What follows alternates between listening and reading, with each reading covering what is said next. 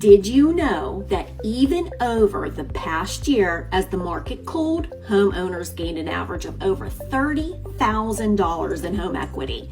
And here's how that equity can make a big difference in your life. You can use the equity to buy a home that fits your changing needs. Are you short on space? Use the equity to power a move into a larger house. So too much space? Use it to buy a smaller home that better suits your needs. Not ready to move just yet? You can also use it to reinvest your current house to increase your home's overall value. Partner with a trusted advisor to help you decide which home improvement projects to prioritize, so you can get the biggest return on your investment if you do decide to sell down the line.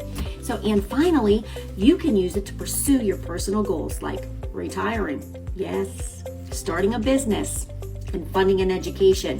Who wouldn't want that, right? So if you're curious about how much equity you have, drop me a line and I can help you plan your next move. Melissa Woods, Realty One. Go with that gold, and God bless your day.